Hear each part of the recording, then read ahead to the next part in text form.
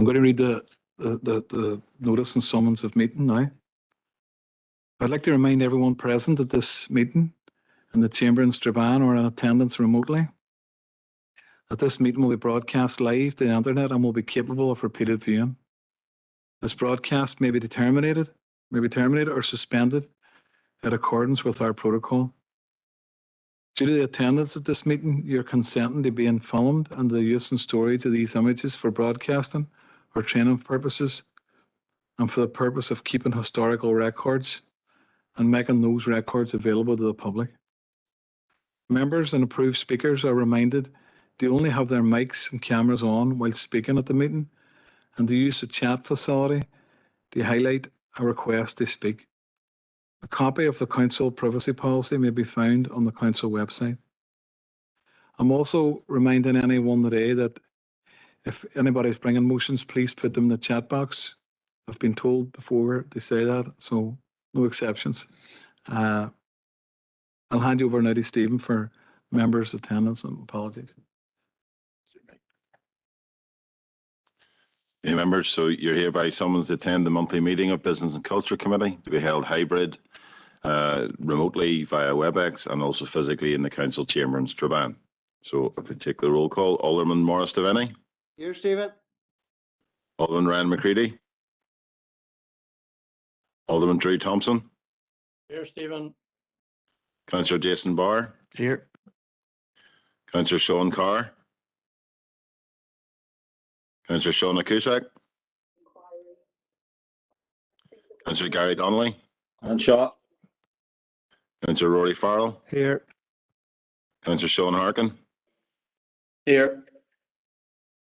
Councillor Conor Heaney. And Shaw. Councillor Patricia Logue. Councillor Joe McGowan. Shaw.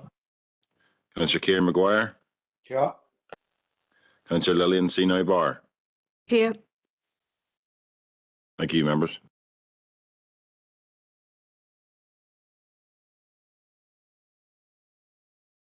Okay, well, we're head on the declaration of members' interest. Has anyone got an interest they want to declare on the agenda today? Can I declare an interest, Chair, in item 9 as a member of the Peace Plus Board? Conor Heaney here. Thank you, Councillor Heaney. And Councillor Farrell? I'd like to declare an interest in a deputation. I have a family member who works in the Millennium Forum. Okay. Chair, it's Alderman Devaney here on Peace Plus as well. Alderman Devaney. Thank you. Chair, it's Alderman Thompson. I'm on the Peace Plus board as well. Declare an interest. Okay.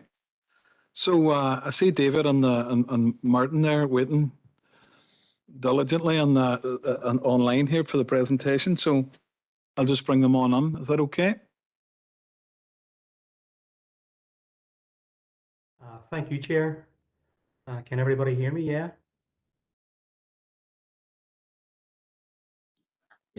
Yep, we can hear you. Thanks for the invitation today. Myself and Martin are here to obviously present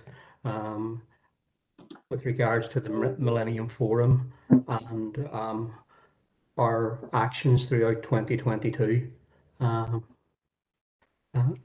As we start to build towards the 25th anniversary, we have re-examined our vision and our mission.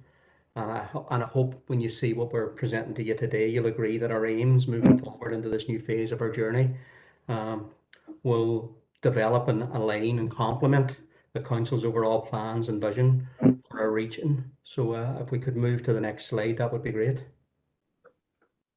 So just looking there, I mean, obviously over the last 20 years, we feel that we've been a huge asset to the city. We've created some wonderful productions and toured them across the world, from China through to the US and throughout Europe, and particularly Ireland and the UK. We have given a lot of people, for want of a better word, their first start in the theatre business, and encouraged a lot of people to move forward in a more professional manner from the likes of Lisa McGee, who obviously everybody is aware of, famous for Dairy Girls and stuff like that now, who started out as a stage manager on our stage, to Jamie Lee O'Donnell, who has worked in a number of our shows. And we can also look at the likes of a Brian Foster, who has produced many local community productions over the year and is now garnering huge acclaim throughout the whole of the UK and Ireland and beyond, into Australia and Canada and places like that. Has taken his highly acclaimed production of Myra's Story to the Edinburgh Festival for the last few years, and it's been a huge success over there, selling out completely and garnering wonderful reviews.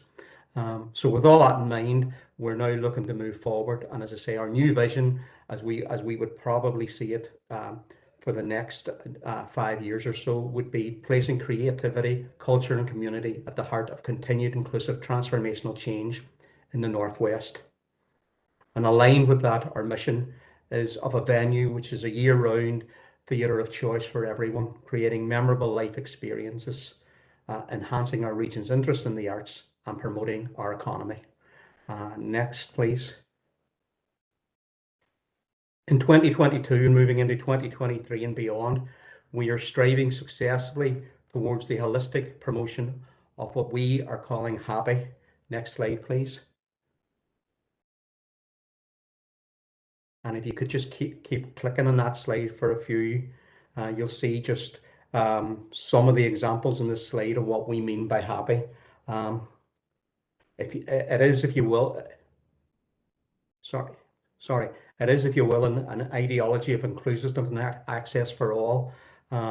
We look at encouraging engagement, and it encompasses education and empowerment and economic development, as well as, of course, entertainment. So if we could move to the next slide, that would be brilliant, and we can look at what we consider happy to be.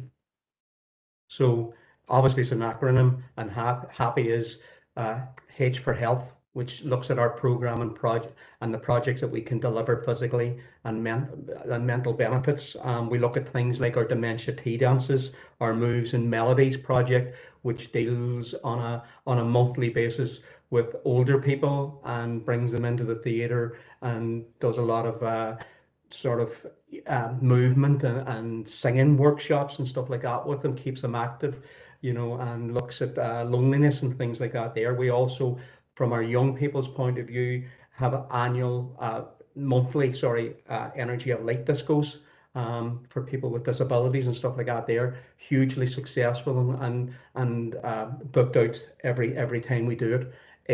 From the happy perspective is access, where we break down barriers to access the arts and make the arts accessible to all. And again, you can look at projects such as our energy train and our commitment, thanks to council support, to ensure our building is completely disabled friendly from the front door to the back door, with the overall development last year of a dressing room backstage, which has been converted now and is completely disabled friendly, and the addition of a lift from our backstage door to the level of the stage. So anybody now can come in and use the theatre at no detriment. P is for performance. I mean, obviously we put on what we would consider to be a high quality balanced of mixed programming and encourage involvement in all our various performances, both on and off the stage. Even there recently, Blood Brothers, which we had on last week, was a great example of that, with over 6,000 people attending performances. And we listened to what was said last year, for example, at our presentation with regards to price, and trying to make events a little bit more affordable. And we'll move on to that in a few slides later on. But as an example, Blood Brothers last week, top price was, I think, £38.50. It has now moved on this week to another venue in Ireland, and top price ticket there is £59. So we've managed to get 6,000 people in last week with a ticket price that is approximately 30% less than the ticket price there. And we can give you loads of examples of that, you know, from the pantomime, which had 30,000 people in over the December, again 30 to 35% cheaper than comparable venues throughout the island of Ireland and throughout the rest of the UK. P is also for projects, and we're very proud of our other various accessible projects which target all ages and abilities to ensure no one is held back because of either physical, mental or emotional issues. We look at, all the people, from a dementia point of view, from an autism point of view, from a loneliness point of view, and we have garnered projects and geared them towards those types of people. And then Y is for youth, where we encourage our young people to get involved and lead via our youth forum and participate in many different ways. And the forum's extremely active throughout the schools and community groups in the city and in the region. And we look at the involvement in the education of many young people so that we can explore the arts in many different ways. Next, please. Thank you. And this slide is just looking at the work that we've produced over the last year, from the Interact Arts Festival in the summer, which is a youth arts festival for young people, but it's led by young people and created and curated by young people, to our youth musical, which was a massive success last summer. And I know a lot of people in the room were at it when we did a version of Phantom of the Opera, and it was really well received, with sold out audiences every night. We also look at the pantomime workshops that we've done in school and developed that, creating tomorrow's audience, today. And then other wee things like the open mic nights and the inclusive wellbeing youth drama and stuff like that. They are all highly, highly successful. Next slide, please. This slide just shows some of our new community partners who we've worked with in the last year, and we plan to expand our work within this area throughout the next year. But again, taking on some comments that were made last year, we've taken a lot of our projects out of the Millennium Forum and into various areas of council. I know we were up in Derrick Valley Care Centre with our dementia-friendly tea dance, and we've also done things in Craigan, from a youth perspective, and from our tea dance and moves and melodies perspective. So, we hope to build on that again this year, and we'll be working closely with all the various groups from a community perspective and hoping to develop some new ones along the line. Could I have the next slide, please? Thank you. This slide just looks at the social impact and the attendance figures for the theatre. And if you concentrate at the middle figure of 292,500, that's the total number of people that have come through our doors in the last year. It's slightly down on the 2019-2020 figures, which was obviously our last full year before the pandemic. And you have to take into account last year that we were closed for the month of January because of COVID. So it's hard to believe that society seems to have moved on so much in the small space of 11-12 months, and we're not really worried in the same way now as we were about COVID. But the big figure from a downturn perspective was in conferences and meetings. In 2019-2020, we had around about 90,000 people through the building for conference and various meetings and stuff like that, and that's dropped to 35 this year. So obviously there's probably a little lag there from the conference perspective, and a lot of this may be down, for example, to what we're doing today, which is having a meeting now on Zoom or WebEx or whatever, and we seem to see that that's happening much more with conferences. They may not be, looking to go to the big cities and develop from there, but we have to work, more hand in hand with the likes of Visit Derry to see if we can do a little bit more to try and attract them in. From a theatre perspective, our audiences, which is extremely encouraging given the fear that was there, for a lot of last year, have remained quite good, and we did lose a month of the year. So we had just over 145,000 in 2019, 2020, and this year it's 145,000, give or take. So it is, you know, some fabulous shows. I mean, we had a great event at the Jazz Festival, example, with Imelda May and some other wonderful music from the likes of Clannad and groups like that. And we've also started to develop our auditorium now from just a seated auditorium into a standing and seated concert venue, which is encouraging more and more of the bigger acts to the town, and we want to work on that going forward. At the minute, we can accommodate around about 1,200 people on a seating in a seating standard configuration. And last year we had the likes of Gavin James and Ryan McMullen in, doing performances there, and we have some good names hopefully lined up for the rest of this year from that perspective, with Paul Heaton and Jackie Abbott, probably better known as the Beautiful South, coming in about 10 days time, and the show sold out in less than 5 minutes. So it's really, really encouraging from that point of view. But also of importance from the theatre perspective is our work with the locals and the local community. I mean, in last year we had some wonderful productions from the likes of Londonderry Musical Society, who did The Sound of Music, and The Grove, who put a wonderful production on, working with hundreds of kids on High School Musical, and then doing other performances like Brian Foster's Myra's Story, or working with some of the rising stars from the city like Diona Doherty, who is well known from the Blame Game now and had written a play called Bridesmaids of Northern Ireland, or even Adam B, who well-known TV presenter and internet star, and extremely popular.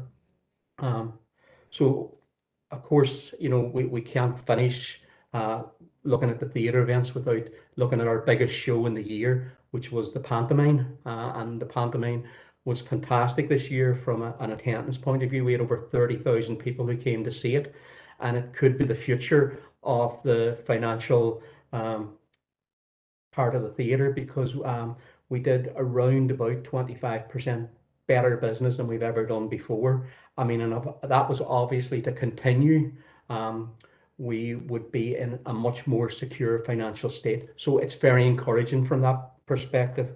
But you can also look, you know, throughout that slide and have a look at what we do from a community point of view. And there's approximately 114,000 people who are involved in community events that are carried out at the Millennium Forum. And all of those community events, and this is an important thing to take on board, are done for free. So nobody is charged to come to see any of those community events, be it Moves and Melodies, the dementia friendly tea dance, you know, or any of the youth projects that we're involved in, from, you know, from the summer musical through to the arts festival. You know, we do tours of the theatre. Everything that we do it for free for the betterment of the community. Next slide, please. And I would hope that you would maybe give me the next 3.5 minutes, just have a wee look. We've put this little we put this little slide together so that you can have a wee look at the work we've done from a community and youth and outreach perspective. So if you want to play that now, that'd be brilliant.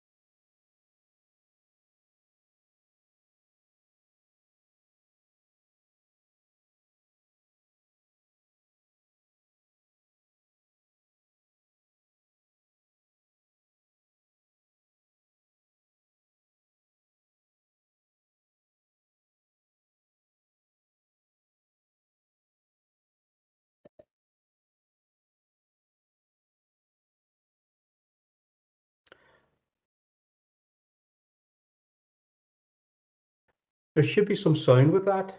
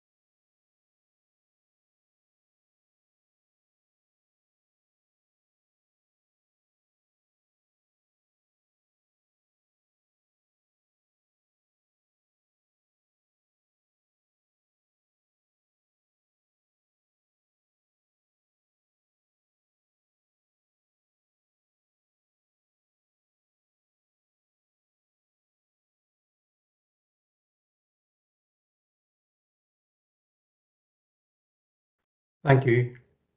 I'm not sure if you hear, I didn't hear any of the commentary on that, so I'm not sure if the commentary was played to members.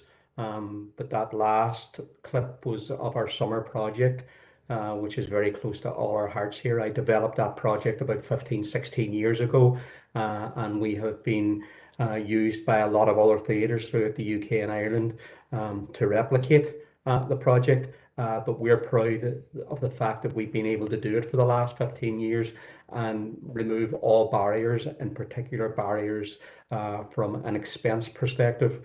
And in a lot of other theatres, you could be paying £200-300 to be involved in a project like that. We run it here in the city for 6 or 7 weeks, and there is no cost. So we want to be completely inclusive from that perspective. But if we could move on to the next slide, that would be great. Thank you.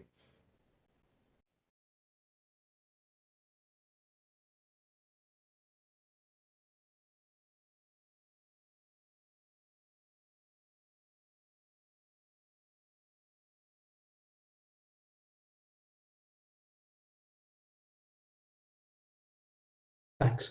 So what we're going to look at now on this slide is just some key facts going forward, which I hope you will take on board. And in less than 3 short years from now, the Millennium Forum will celebrate 25 years at the heart of the city's cultural and economic life. Plans are now beginning, reprogramming projects to celebrate this milestone. And as you're all aware, we missed the 20th anniversary celebrations due to COVID, when we had a number of exciting projects which we were going to develop. So we will look to see what we can do now moving forward to the 25th. Since we opened in 2001, the forum has welcomed and entertained some 6.4 million visitors, and that's a phenomenal figure. I hope you will agree. Next, please.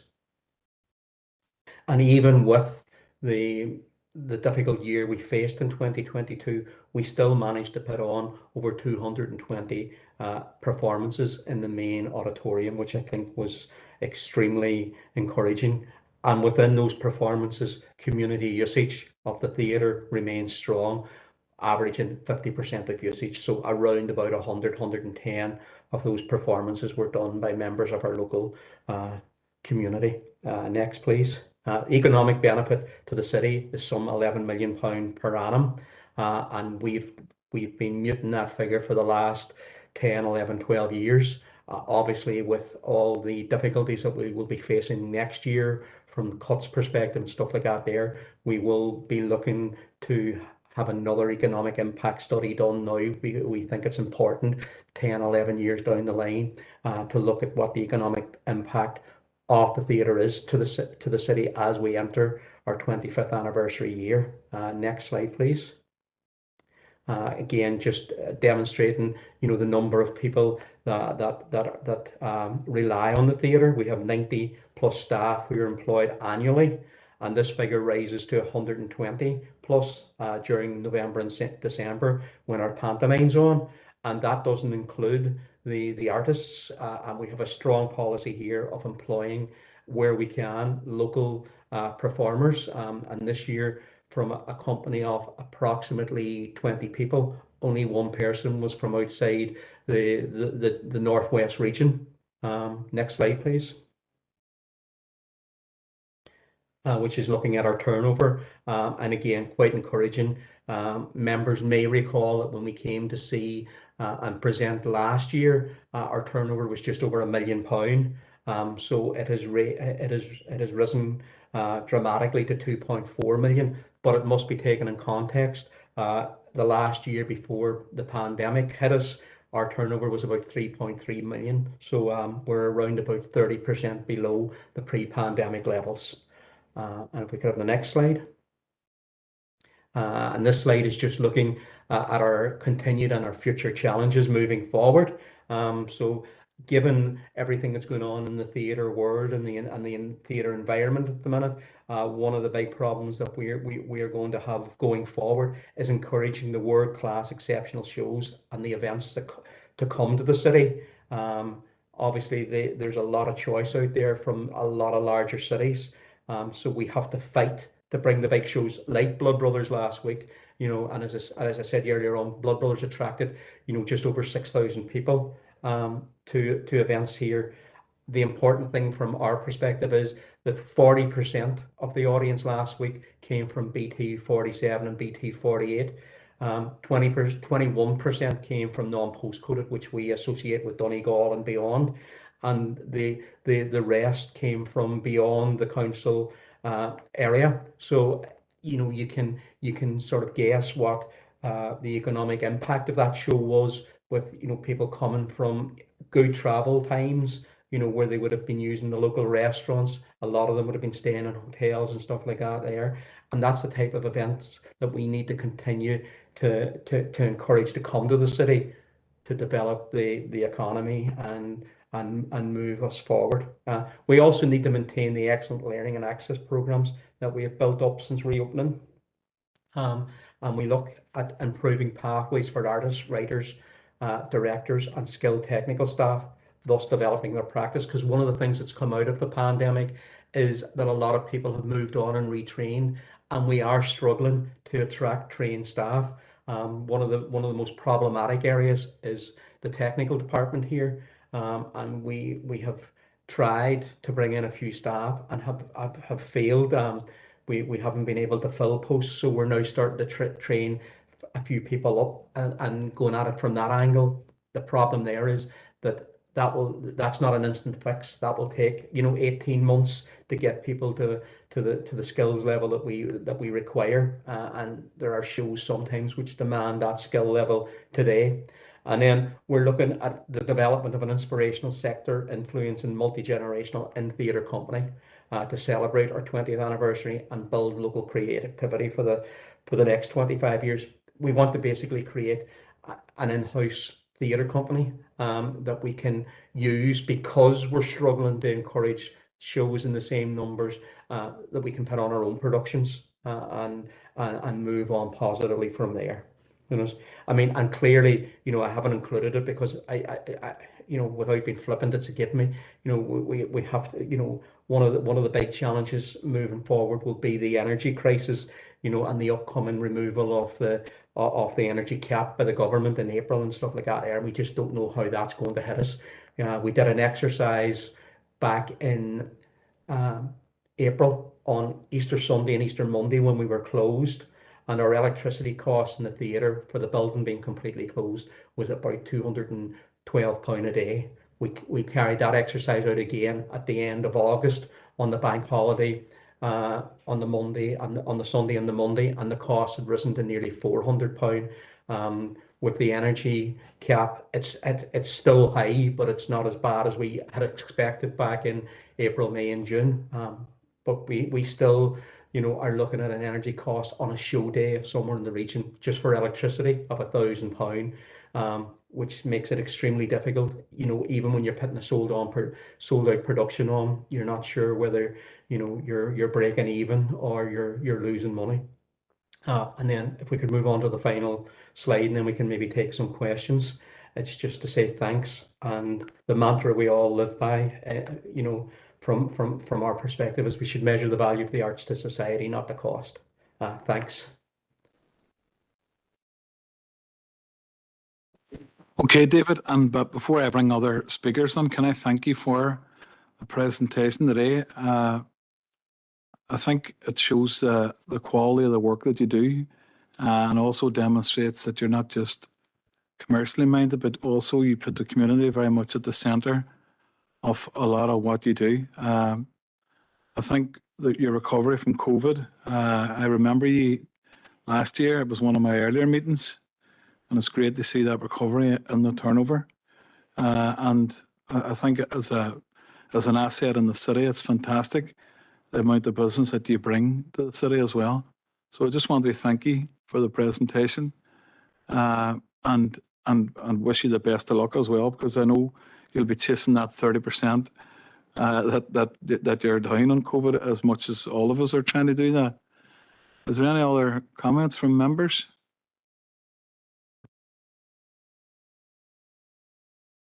Chair,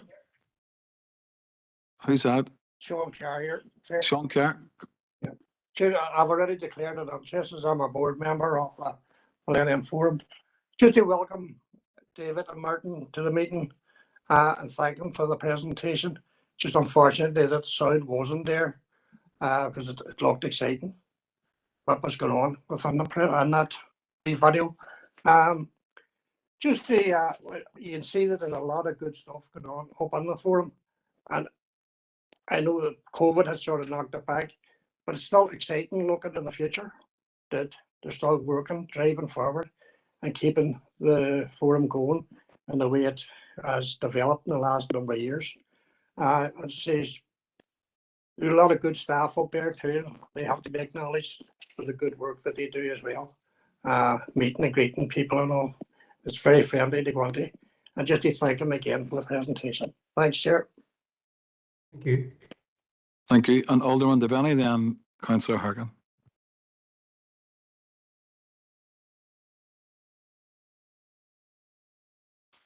Alderman Hussey, sorry. You'd be worried there, Chair, sure you had. Thank you, Chair, for the opportunity. I'm not a member of committee, as you know. Sincere thanks for the presentation. I had the chance to obviously go through it because we had the pack, or we had the presentation in our pack, and thanks for the presentation. You mentioned there your attendance figures from BT 47, BT 48. We're actually sitting in BT 82 now, and I represent BT 81. Can you give some indication of perhaps where we're at with that outreach? You talked about the 11 million to the city. I'm more interested in the economic benefit to the entire district. So can you elaborate on that? Within the collaboration with the community, I noticed Derrick Valley Care is in there as one of the collaborating partners. Can you tell me a wee bit more about that collaboration with Derrick Valley Care, whom I know very well? You mentioned Blood Brothers. I presume that's due to its presence on the curriculum, because I know both my own son and daughter find themselves reading Blood Brothers and following various productions, including productions down in the forum. You mentioned your in-house theatre company that you're hoping to develop, and I hope that does develop and encourages local talent. And I wonder, can that be done on a private drama school basis? I'm thinking, particularly in my own community of Much Ado, who you probably are aware of, doing great work in the community, but they're a private drama school and they do that quite well. And, they're packed out. They can't take on any more students. So I wonder, can that be done on that sort of basis? And finally, your energy costs. You talked about your costs rising, energy. I totally understand that in my own business, and any business person will understand it. Have the ticket costs risen in line with the costs that you are experiencing? Thank you, Chair. If I could take a few of those through the chair. The problem that we have from a ticketing perspective and cost perspective is, and I always use this analogy, we're like one of those huge tankers that you see in the middle of the Atlantic Ocean. They can't turn in a sixpence, and we can't turn in a sixpence. I mean, we have shows that are on sale now for January, February, March, April of next year, and the ticket prices are set for those.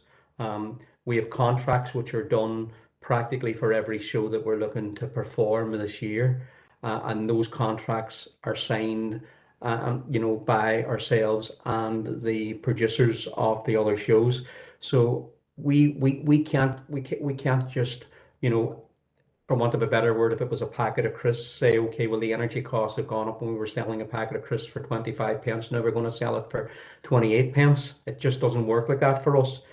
Because I'm sure customers wouldn't be too happy if they were buying a ticket at £30 and then we went to them and said, sorry, no, that ticket now is not £30 anymore, it's £34.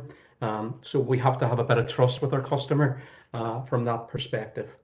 So I hope that sort of goes some way to answer that question.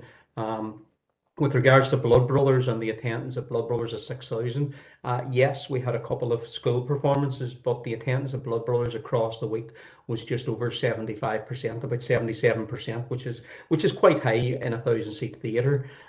So the general public came in big numbers. I'm sorry, but I don't have the figure to hand with regards to the Castle Dare attendance at it, but I can definitely get you that figure and send it to you. I can even break down, the 145,000 people that came to see events last year and give you an idea of where they came from the various postcodes and stuff like that there.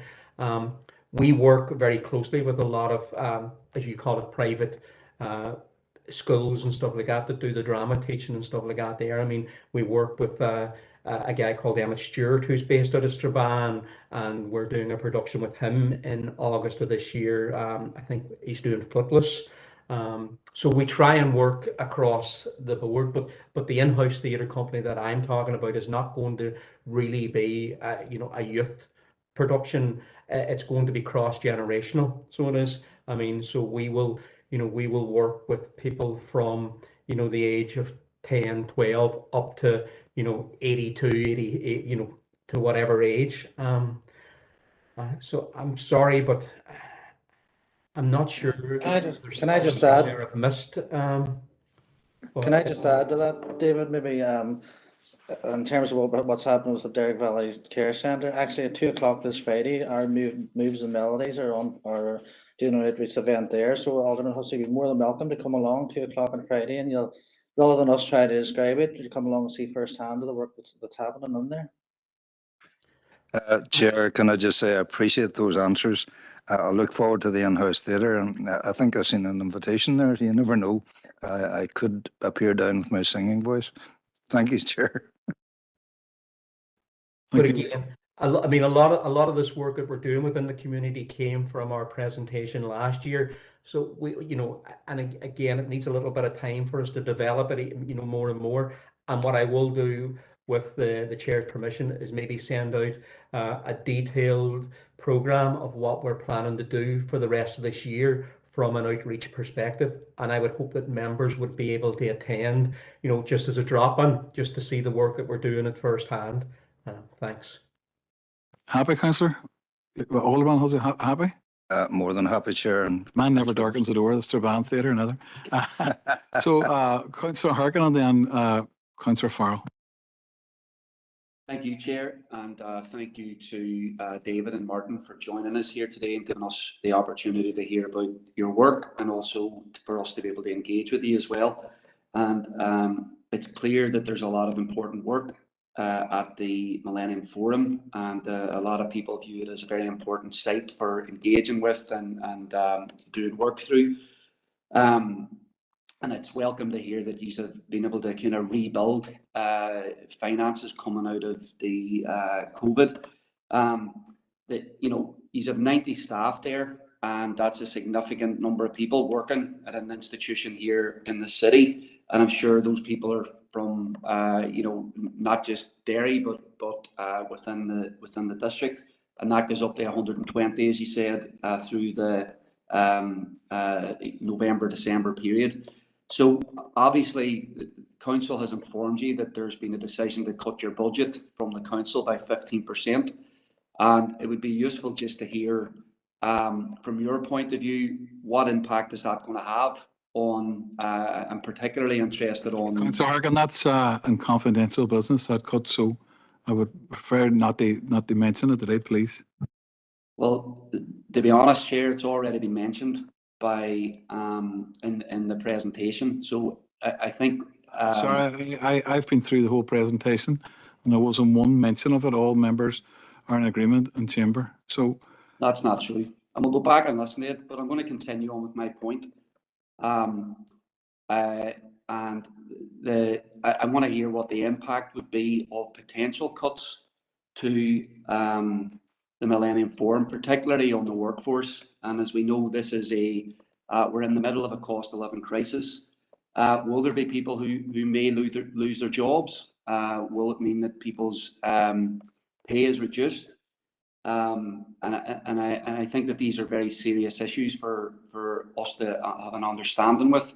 I'm also curious to hear if there are organisations that could be doing more, and I don't mean the council, out beyond the council, to support the forum in its work. We've had a big discussion here in the council about work that the council does that is really the responsibility of other government departments, other bodies. Is there other organisations that can be playing more of a role, that council can play a role in making your case too? And just in terms of your revenue as well, right? So the 2.4 million in revenue, can you give us an idea of like how that breaks down in terms of how that some of that money, how that is reinvested back into, you know, communities and some of the work that you do beyond kind of staffing costs and electricity and keeping the lights on and keeping the heat on and everything else? Thank you. Well, if I could take the question with regards to the money and how we reinvest it and stuff like that, I'm sure Martin might then want to speak to a few other things. But basically, we're a not-for-profit charitable organisation, so we don't make a profit. We can potentially make a surplus in some events.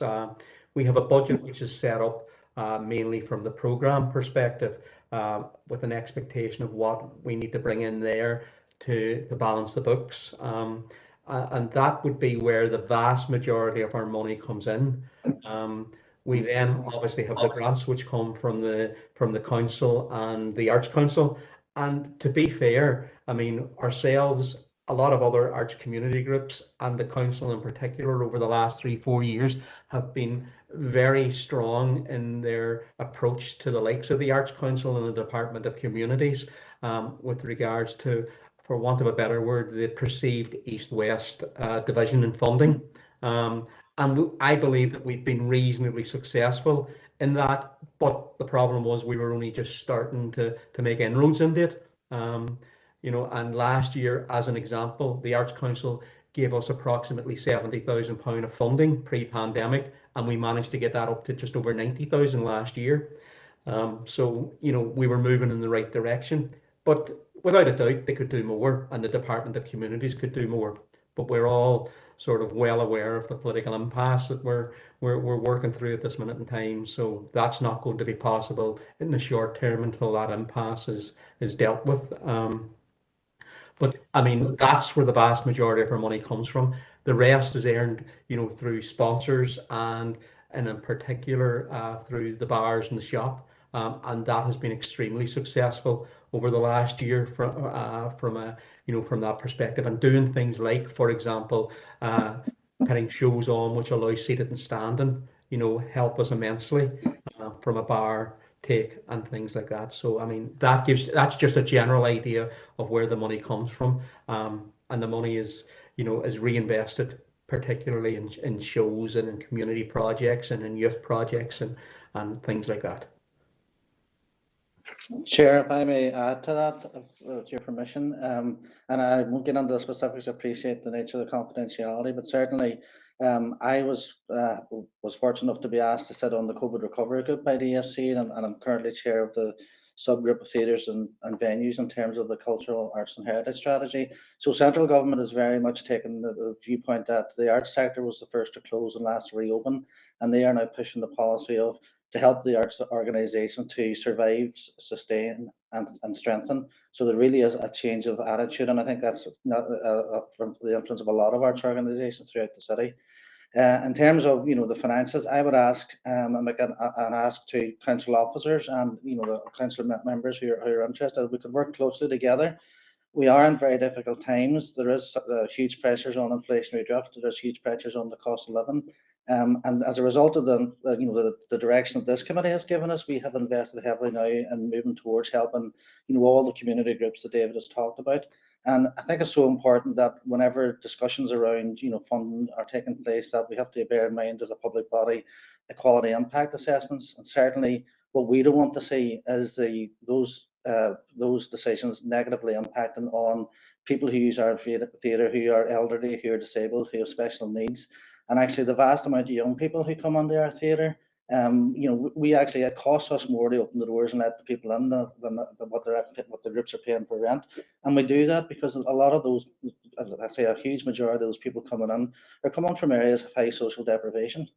And if we were to increase our fees and that was passed on to those young people, you know, £2 or £3 a week may not seem a lot to many, but actually could be quite exclusive for a lot of those young people. So we're working our best to make sure that we don't impact on those smaller groups. We're looking at everything. We're looking at efficiencies right across the theatre and looking at all our overheads and costs, and we can't rule anything out. But certainly we would very much welcome a cooperation and a closer working together with the officers going forward. And if I could add as well too, I mean, the obvious problem we have within an organisation like ourselves, and I touched on it earlier on, was the fact that we can't just turn on a sixpence. So, you know, we have a programme which has been put together already for this year. We've signed legal binding contracts with various artists and promoters, and we have to honour them now. So, you know, that's the problem that we face. But I do take a wee bit of comfort. I mean, we were slightly, I suppose, disappointed at the fact that a decision was made with regards to the cuts before any consultation happened. Basically, the cuts happened and then we had a little bit of consultation. But I take a lot of comfort from the fact that we have had a number of discussions over the last week and a half or so with senior officers of the council. And, you know, they've listened sympathetically to, you know, to our position moving forward, and we've made it clear, you know, that whilst we believe that we will, and it's obviously dependent on a number of factors. Will the audiences keep coming, and will our retail units at the front be fully operational for the year and stuff like that there. But we are reasonably confident that we should be able to absorb the cuts that have been recommended this year. But at this minute in time, any cuts that would be recommended for the 24-25 years would put us on an extremely difficult position. And I suppose the council need to make a decision as to whether they want to support the theatre going forward or not. Okay, thank you. Councillor Farrell, and then Alderman Thompson. Yeah, thanks, Chair, and thanks, David and Martin, for coming here today. Obviously, the Millennium Forum is a fantastic cultural asset that people right across this city and district and beyond have access to. We are blessed that it has an impressive programme of activities and performances in the last year. And my particular favourite was when my 6-year-old daughter took me to see High School Musical for Father's Day. So that was memorable in itself.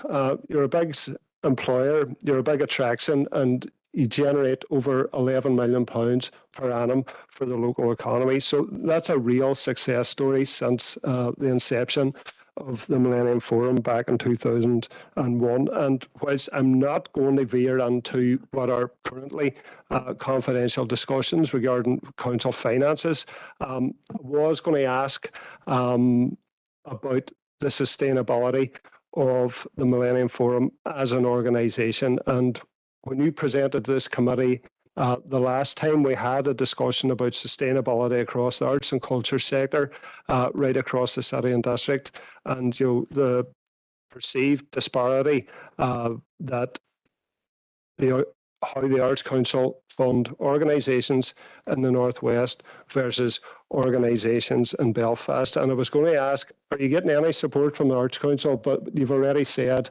that it went from 70k to about 90k. But obviously, you need more, and we want to help you get more. So do you have any sort of live business cases or live funding applications for enhanced support from the Arts Council? Because as a particular bugbear of mine, I've raised it repeatedly at this committee. And we've had representatives from the Arts Council. I think they were here in May last year. They said there was a culture, arts and heritage strategy that was going to be developed over 18 months. And I understand there was a workshop yesterday in the Nerve Centre, and unfortunately it clashed with a confidential rates meeting, so I couldn't attend. But have you attended that? Have you any sort of further funding applications to the Arts Council? Because the more money we can bring in from central government and the local economy is just good for everybody. But thanks for all you do in running a fantastic venue in the heart of the city and district. Thank you. Through the chair, we had staff who attended the meeting yesterday in the Nerve Centre. I have still to sit down with them and discuss what went on. But from the Arts Council's perspective, the funding rounds seems to get later and later, and funding for this year from an application process doesn't close until about the 20th of February, which clearly means that no decisions will be made for the period from the 1st of April through, until we're actually in that period. And without getting too ahead of ourselves, we have to make the assumption, with no government in place, that best case scenario we'd be looking at this year would be standstill funding. But until we put the application in, and then the application is reviewed, I know no more than that. I don't know if that helps. Just to add to that, as I said, going through, maybe I wasn't clear enough, but there's a lot of work going on with DFC, and as I said there, I'm on that Culture, Arts and Strategy group, who are currently writing that. So there is a strong input, I can assure you, from Northwest and the arts organisations here. And there are a number of subgroups now looking at different aspects of that. And as I said myself, and I will be chairing the subgroup on theatres and venues, and that'll be inclusive, for example, the Verbal Arts Centre and other smaller theatres around the Northwest, not just the city and district, but specifically around the Northwest. So we are pushing very strongly, because I mean, I could go on around for the next hour about the disparity in funding East-West, and I think there is a genuine attempt this time now to try and start making inroads to that disparity. Thank you. Alderman Thompson and then Councillor Donnelly. Thanks, Chair. And again, I would just like to welcome David and Martin to the meeting today and for the presentation that they have given us. Having been a former member of the board in the last council, and I'm very, very much aware of the work that the two gentlemen do. They are very forcible in putting forward the case for the Northwest, and I welcome that. And like I say, I thank them. And it's very, very good that you always encourage the use of local people where possible in your pantomime, and I must commend you for that as well. I was interested to hear that 50% of your programs were community based, because this is probably maybe a fault of mine, but I am chair of a couple of, or involved in a couple of community organisations, and one of them we have the Deeds, the dementia group that are associated with the Old Library Trust, and I wasn't aware of the dances that were held for those people. I think it's once a month in the Millennium Forum. So I'm interested in that, and maybe someday I'll get over there myself to have a nosy at what's going on. You did say, David, I think it was yourself that said that you would get a detailed programme out of all the stuff that you do, and I would welcome that. I do understand the difficulties that are there at the moment, and I also appreciate that the prices are set early. I haven't been in the board before, but once again, I believe that you are working very, very well, and I think that things have come back from the situation of COVID. We're not there yet, but I believe that the people that you have working with you, the 90 odd staff, are very, very proficient and capable of doing a very, very good job. You did mention technical staff, I think it was, that you were having maybe some difficulty in getting them at the right skill level, and you were talking about maybe starting to train people, which would take about 18 months. Would that be young people, or would it be people with a specific level of skill currently? But again, thanks very much for your presentation, and I wish you well in your deliberations as you go forward. Thank you. Well, we had advertised in the past, Alderman Thompson, for assistant technical managers and positions like that about 14-15 months ago, and we got one application for the post, and the person wasn't qualified to even be interviewed. What's encouraging over the last few weeks is we've had an ad out looking for technical staff, from a casual perspective, to be trained up and stuff like that, and we had over 90 applicants. And I think we've taken on about 10 people that we want to work with over the next year to see who we can develop further. So hopefully that answers your question. Thanks very much. Councillor Donnelly and then Councillor Ward. Chair, and thanks David and Martin for your presentation.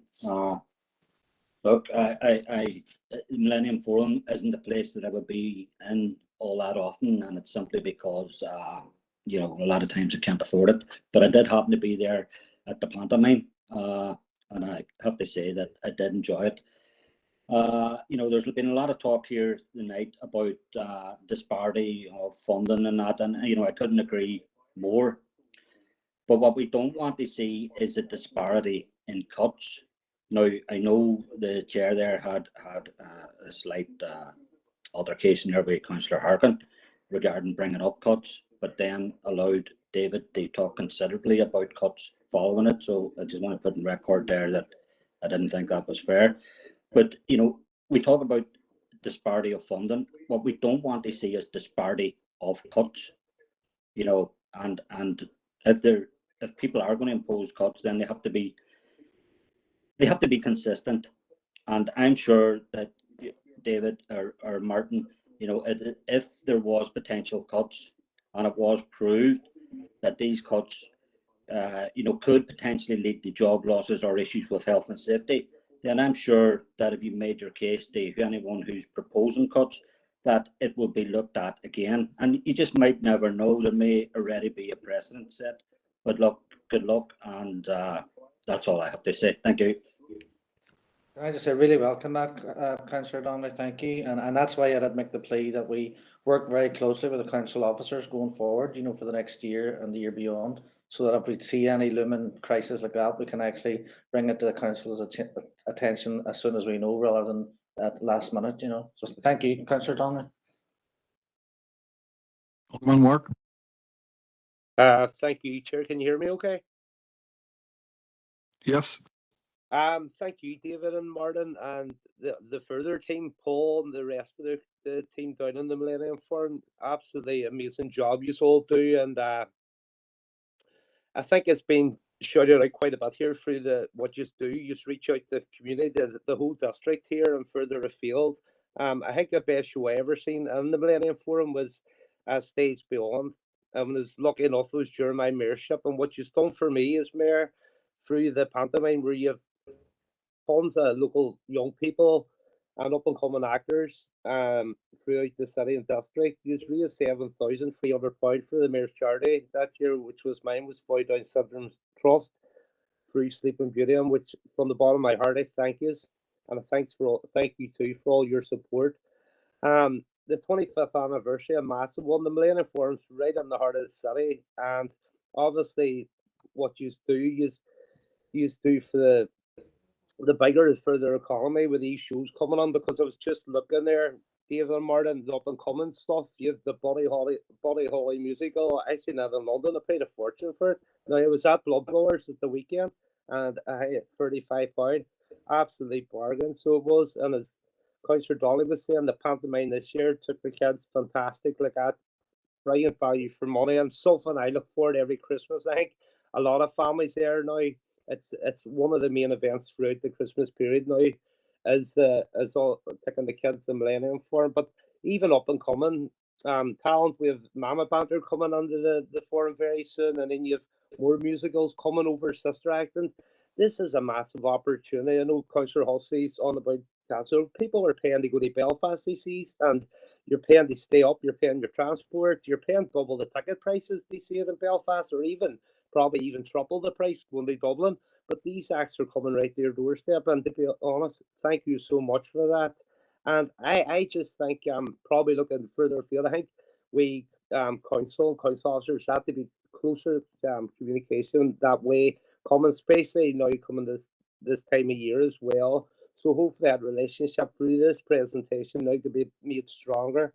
The dementia friendly tea dance, I was at one, and absolutely brilliant what you do reach out to a lot of people in the community, and I would like to thank you for all your hard work, Martin and David, and from Paul in there and the rest of the team. You're doing an amazing job, and I think we're lucky to have you here in the heart of the city. Thank you.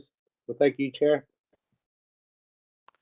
Again, thank you, Alderman Ward, and as well, Councillor Donnelly. And I have to say, following on from last year's presentation to Council, I did come away having listened to what Councillor Donnelly said to me, with regards to affordability and stuff like that, and we did look at it. And it's taken us to now, for example, and I accept 100% that £37, £38 is probably still too expensive for a lot of Councillor Donnelly's constituents and stuff like that.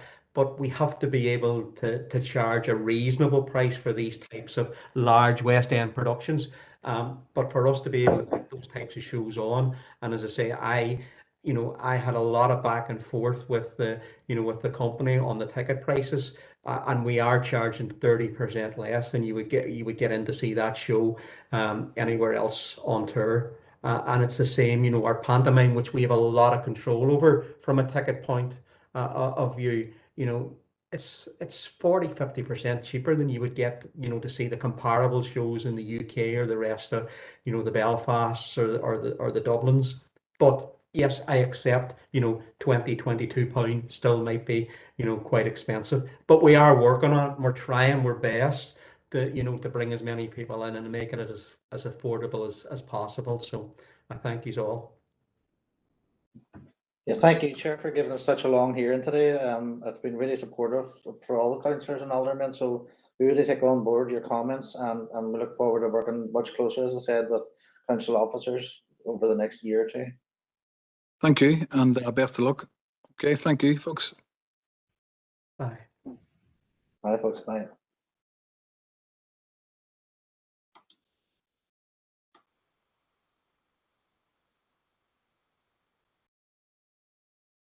Okay, item 6, under Chairman's business, I have 2 things that I wish to raise. The first is, I think all of us woke yesterday to the news of the earthquake in Syria and in Turkey. So I think we should offer our condolences to the people that are affected. I spoke to the mayor yesterday, and there's a book of condolences being opened tomorrow. So I just wanted to raise that. And I know Councillor Harkin had contacted me as well. So Councillor Harkin, would you like to come in on that now, please? Thank you, Chair. And yeah, I agree. I think we should absolutely ask the Mayor to open a book of condolences. There was a devastating earthquake, as everybody knows, on the area that comprises the Turkish-Syrian border. And I'm just following the updates there, and there's more than 5,000 people dead now. So it's a massive tragedy, and the crisis isn't over. So we're unfortunately probably going to see the death toll increase, and tens of thousands of people will be injured as a result of this as well. And there's the whole issue of the aftershocks as well. Syria in particular, the northwest in particular, I mean, this is an area that has been struggling already. We have conflict that's dragged on for 12 years. There's a huge refugee crisis there. So this is just really going to, add to all that. So there's going to be a huge need for, aid. And I hope that aid makes its way there, and there aren't barriers to doing that, political barriers. And I think it's also important for us to acknowledge that we have a growing Turkish, Kurdish and Syrian population here in Derry and across the northwest. We welcome Syrian refugees into our city and into our district. And I know that they have family members that are from that region that are impacted. It's also the case that there's a growing community here of Kurdish and Turkish people, and they are also they have family members in the region that's impacted. And I think, look, some people have been talking up that that people coming here from other parts of the world is a problem. I think that all these community members have enhanced our community, contributed to our culture, and are making our city and district a much better place. And I think we want to acknowledge their suffering right now. I think a book of condolences will help to do that. There is a vigil today in the Guildhall at 6. I know some of the members won't be able to make it because they're in Strabane. I'm planning to attend. I'm here in Harbour House, so I'll be going to it, and I would encourage anyone else to join that as well. I just want to send out, solidarity to people in the district who are mourning this, who have family members and friends caught up in the tragedy. And really, I think it's important that we send a message of solidarity to everybody that's directly impacted. Thank you, Chair. Councillor Lillian St. Bar, please.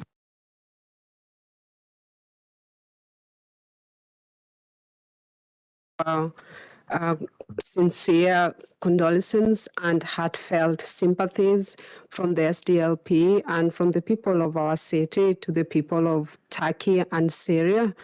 The devastating earthquake in southeast Turkey and northern Syria has impacted people within our city, and I do know a few people who have been affected directly who live in our constituencies. And I'm sure everyone here has been watching in dismay that devastation that has happened. It's heartbreaking when we think that this tragedy has affected areas that, as well as people who have already been facing countless challenges and undergoing so much suffering over the last couple of years. And that also includes those who have come to live with us here in the city. It's really important, as Councillor Sean Harkin has already alluded there, that we make them feel that they are not alone and at this difficult time, and the SDLP will stand with them in solidarity. I think in the coming days and weeks, those affected will no doubt need a lot of help. And it is important we give messages of support, but also find practical solutions and support that we can give those families, because they absolutely need our support and the international support. We do know that there is a lot of aid that is being sent right now, but many in the coming days and weeks will need a lot of support. So I just wanted to join in to send our heartfelt condolences and solidarity to all the families. Thank you for that, Sino Bar. I know we worked closely with the Syrians for over a year. We made a lot of friends. So it's sad now that they've now, after a war, have had to put up with this. Alderman Jose. Thank you, Chair, for the opportunity, and welcome the suggestion of a book of condolence, but I don't think that's enough. The Syrian president has declared a state of emergency, a 3-month state of emergency, and this will be something that is ongoing, and we cannot avoid that. I welcome the fact that our government has sent out specialised, or sending out, I think maybe they're actually there at the minute, specialised search and rescue teams, including dogs, and I'm sure there is further aid to come. I welcome assistance that's been promised and probably on its way from 45, 46 other countries throughout the world, all very welcome. But I think the point has been made about residents from the region impacted both in Turkey and northern Syria are in our midst. And I think there needs to be outreach to those people, as Councillor Sino Bar has indicated. They're going to need help going forward. Many of them don't know what situation their relatives are in, or if they're living or dead. So we need to actively be proactive in the engagement with those community people who are with us. And also, they can offer us advice as to what is practical that can be done from our area out to help them. You know, there's no point in us saying, oh, we'll do this, we'll do that, we'll do the other. Let's ask the people who are impacted first, what do you need done? The search and rescue teams are the immediacy. You know, a mention has been made of over 5,000 already dead, many hundreds of thousands, perhaps injured, out of a population in the overall area of around about 20 million, 21 million throughout that whole area. I believe that the death toll is going to rise exponentially. Mention has been made by the United Nations of the fear of many thousands of children who will not survive because of weather conditions, etc., etc. So this is ongoing. Whilst a book of condolence is welcome, and I'm sure will be appreciated, but I would imagine that practical support for those in our midst who can advise us will be more welcome as we go forward. Thank you, Chair. Thank you for that. So I don't see all our speakers. The second item I wanted to raise was it's a bit of good news. It's the announcement this week of 300 jobs in Fintry. I think it's been a week of good news because not only did we have 300 jobs the previous week, we had the OU announcing that we're going to be offering degrees at the Northwest Regional College. And again, the Northwest Regional College is going to be offering those, I think it's 10 or 15 academies for this new wave of jobs. So it's great news for the city. It shows a vote of confidence. And it also puts a vote of confidence in the skills training that's coming out of the Northwest Regional College. I think their skills academy, it's said to me by senior Fintry people that it really helps them connect with the right people and get people with the right skills. So I think it's worth mentioning today. And if Stephen's team would maybe write to Fintry and welcome the city. I know they know them very well anyway. But we need more of that. We need one of them every month. So let's not get carried away. Thanks. Councillor Farrell. Thanks, Chair, and fully agree with your remarks. I think the announcement that Fintry are creating a further 300 jobs in the city is brilliant news. It's a massive vote of confidence in the city and in the talented workforce that we have. And, it's not often that we look at the news and we see a job announcement for Derry. So I was particularly happy when I saw one of the magnitude, with 300 jobs. And we have to remember, this is an excellent example of a company that's come to Derry, set up, and is growing. It's thriving, it's prospering, and it's just creating more job opportunities for people right across the city and district, which brings money in, which is spent in the local economy, and the multiplier effect of that. So the more of that we see, the better. But excellent news. Fully agree. Okay, moving on. Don't see any other speakers. The item 7, matters arising from the open minutes of Business and Culture held on the 17th of January. Has anyone got any matters arising? Councillor Farrell again. Thanks, Chair. And it's BC 523. So we had the discussion about the outcome of the independent review into Invest NI. And, we're inviting senior people from the board to come and speak to us about what they're going to do differently. And the month before that, I challenged, the figures, the job creation figures from the previous year, where there were 67 jobs created via the support of Invest NI in Derry and Strabane versus 1,657 jobs in Belfast in the same year. And, Invest NI, came out in the press and sort of challenged that and said, what he's talking about, there's nothing to see here. And I'm going to quote what they actually said. They said, our support is demand-led and depends on businesses bringing forward growth projects. So, our response to that should be that we're doing our utmost, we're doing our best to drive demand and to stimulate demand. We in the SDLP want to see an avalanche of applications from this city and district. We want to flood Invest NI with funding requests because we need to put it up to Invest NI. They're quoting stuff about, it needs to be demand-led. Let's give them demand. So what I think would be helpful would be if we had a conversation with the Chamber of Commerce about this, if we had a discussion with the Chamber of Commerce about the needs of the business sector and how we get more from Invest NI. And, I've been on council now since 2019, and we haven't formally had a delegation from the Chamber of Commerce. We haven't heard from the business sector about, what support we can offer, what the deficit is in terms of Invest NI. We can look at the stats and see that, the money isn't pouring in, but I'd like to hear from business leaders from the Chamber of Commerce to see what we can do differently, what Invest NI should be doing differently, because they're the people that need this support. They're the people that create jobs. They're the people that sort of drive the economy forward. So I would like to make that proposal. I've sent it to Paula.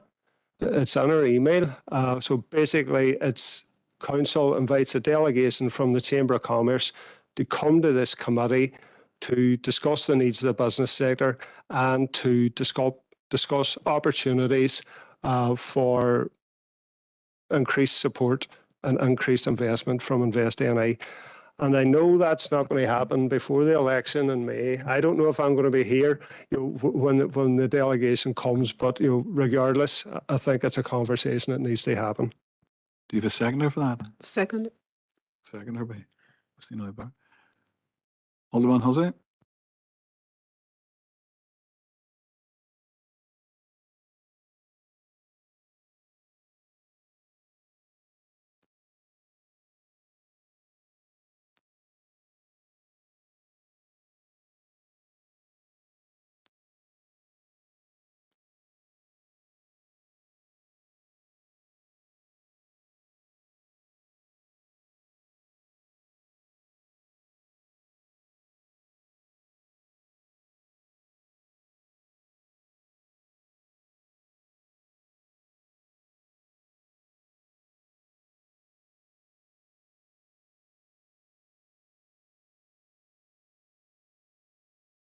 So is it Londonderry and Strabane Chamber of Commerce?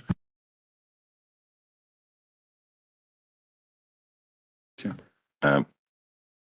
if I might, just a couple of points. I mean, I think whenever they said demand led, they were talking about FDIs and where they land as opposed to our business community. What I would say from our business community, they're very hungry for support at times.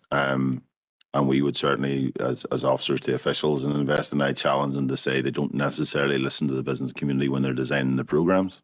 So the programs might be fit for purpose in another geographical area, but might not be what our business community in this region actually want. The other thing that we've talked a number of times, and it's actually, and Kevin maybe pick it up under item 8 in the paper, is that our businesses tell us on a regular basis, with the myriad of support that's out there, sometimes, particularly the smaller businesses, the micro businesses that we have a lot of, struggle to navigate exactly where to go to for help.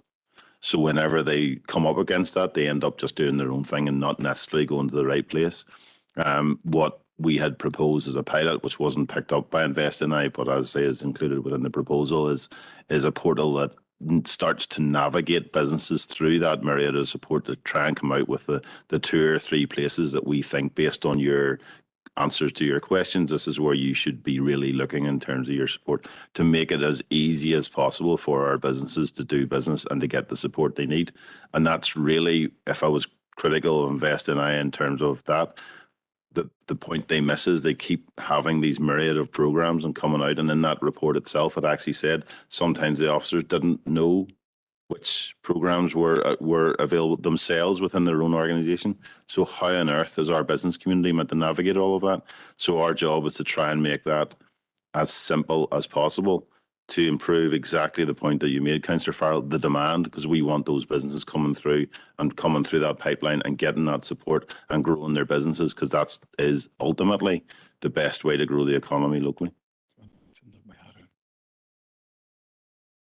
And sorry, just to come back on the practical point, we had initially asked for officers, and then obviously last month we had increased that and sort of said, no, we want senior representatives. In the meantime, we had a letter back saying that a director of InvestNI would come to see us in consultation with the chair. And so I thought that really we kind of passed that now. We want to see the chief executive. We want to see the new chair, whoever that happens to be, or the interim chair. We want to see the permanent secretary to answer specific questions that this council has on the review and where they're going. So we felt at that stage, although we had initially invited senior officers from InvestNI, we thought it was more appropriate now to stand that down. That again will probably be now after the elections in June. And just to fill in on that point, I mean, the argument from InvestNI always is that FDI decides where it wants to go. We're not accepting that anymore as a council, because the world has changed post-COVID. Fintry are working from Derry, and the way they're going, they'll have more based here than they do in Belfast. So the nature of FDI has changed. It's smaller projects, and they go to cities, and a lot of people can work remotely. So we're just not accepting that argument. We think that Derry's just not sold enough. So your point's taken, Councillor Farr. I think having the chamber and is definitely a good idea. And there's a number of larger companies that have had really good success journeys in dairy, including Fintry. I think they're vice chair this year. So I think it's an excellent idea, and it's something I would support. Councillor Harkin, sorry.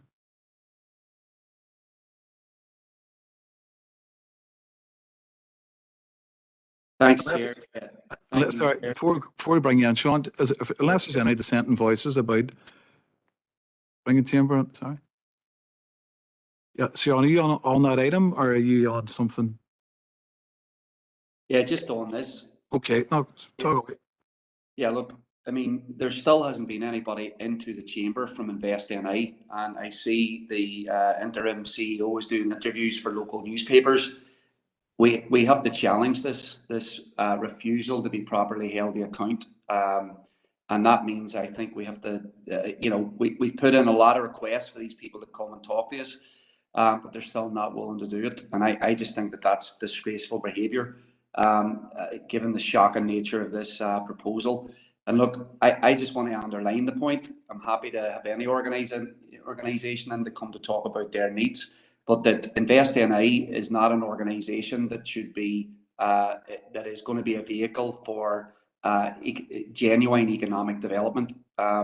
We have to have something that breaks from the model that they were created for, which is one that sees corporate profiteering as the start and end goal. And I don't think InvestNI can change into a different kind of more democratic organisation that sees addressing regional inequalities as something that can be done. So I would like the opportunity to put that to the people that actually run the organisation and the people who are responsible for creating it. And by refusing to come into the chamber, they're denying us and the people we represent that opportunity. Thank you, Chair.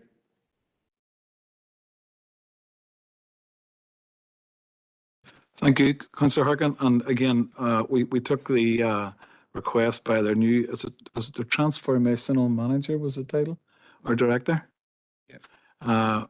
We were very polite, and that's why we went back and said, listen, thanks for the request, or thanks for the offer of coming down. But at this stage, I think all members in chamber want to see the board, the interim CEO or the new CEO plus the permanent secretary or whoever we get. But we're not accepting a management team member at the moment. We want the board to make this commitment. So I'll take your point. Anything else under matters arising, or can we move on to item 8, folks? Okay, move on to item 8. Kevin can take that. Members, this report is to give you an update on the UK Shared Prosperity Funded Entrepreneurship Support Service that is currently being developed and will be delivered by on a council basis. And also to seek your endorsement to enter into specific discussions around the council's role in delivering the overall marketing requirements in line with the current program. That you will be aware, council assumed responsibility for startup targeted entrepreneurship back in 2015. That program was funded partly a mix of InvestNI. It's very, very difficult to hear whatever's going on. There must be someone wrong with the mic. Is that? I thought it was better. Nobody could hear me. Okay, cheers. What? I'll not go back to the beginning, but basically this report is around the entrepreneurship support that's subject to a funding application to the UK Shared Prosperity Fund. As you'll be aware, councils took responsibility for entrepreneurship and startup back in 2015 as part of the reform of local government. That entrepreneurship support, primarily the Go For It programme, was funded through council, InvestNI, and primarily actually 60% of that funding was found within the ERDF programme. Members will be aware that ERDF funding comes in end now on the 31st of March. We've previously spoken to, got members' endorsement to seek an extension of the current Go For It programme up until September 2023 as we prepare for the the onboarding of the new UK Share Prosperity Fund and hence the new programme arrangements. And this paper lays out in detail some of the changes that the 11 councils are proposing to get delivered under the UK Share Prosperity Fund. So I suppose the Entrepreneurship Support Service is a new approach to assisting potential entrepreneurs, new starts and existing businesses to maximise their potential. And primarily, I suppose, in this council area, a big part of what we do is try to encourage more businesses to get onto the Invest NI pipeline of client companies. That's a big challenge for us as a local council. Our statistics, like many of our economic statistics, don't read brilliantly in relation to total entrepreneurial activity and that type of thing. So the idea behind the new service is to try to simplify that into 4 stages itself, but also to give this council, which I know is very important to members at this minute in time, some financial and funding certainty around how we're going to be able to deliver this going forward. So I won't go through all of the items within the report, but I will say that in terms of the financial side of this, so councils have been engaging with the Department for Levelling Up over the last, I suppose, 18 months around the support that the UK Share Prosperity can bring to funding entrepreneurial activity across the councils. And while we haven't received a letter of offer yet, we are through casework and we're dotting our I's and crossing our T's around a 17 million fund, 12 million to deliver the main service, and then 5 million for grants to enterprises. What happened when councils did assume responsibility in 2015 was that the budget for the small grants basically to businesses disappeared, as many things did when we assumed responsibilities for things. And so one of the key asks of this council in particular was that we would try to see whether we could get an incentive for businesses to engage with these programs. So there is a grant element to enterprises, and we got a good hearing from DLUC in relation to that. In relation to your own costs, so for the 2 financial years ahead, our budget is estimated, our contribution will be around 135 grand, and it is anticipated that the total contract value of procurements over the 4 years of the programme, whilst we're only going to receive 2 years at this stage, will be up to 25 million. So that will enable, that will allow additional funding will be aligned to the provision of the kind of MIS support, that's the Management Information System, the benchmarking, the call centre resourcing, and the marketing. And the marketing is something that we're particularly interested in. We as a council took the lead role in delivering the marketing side of the Go For It programme over the last period of time. And what we're keen to do is ensure that we are properly resourced, both from a resource perspective internally, but also from an output perspective, so that we can deliver a really top-notch service across the 11 councils itself. So we're still in negotiations and discussions with the other councils, primarily Belfast, who are the lead in relation to this, around how we take that forward, what resources we need, and how we deliver that at a cost-neutral perspective for this council. So the recommendation is that members note the contents of the report and endorse the approach set out in this report. Councillor Henny. Thanks, Chair. And look, goes without saying, this is obviously positive news, as Kevin has outlined, and thanks to Kevin for presenting the paper. And I suppose particularly in the context of the input from Stephen earlier, this can only, I suppose, assist in joining the dots and helping local businesses through the maze that is Invest NI and some of the things. But it would be remiss not to point out the wider context in relation to this Shared Prosperity Fund, which is a limited Tory attempt to try and clear up a small part of the mess that they've created through Brexit, along with the DUP.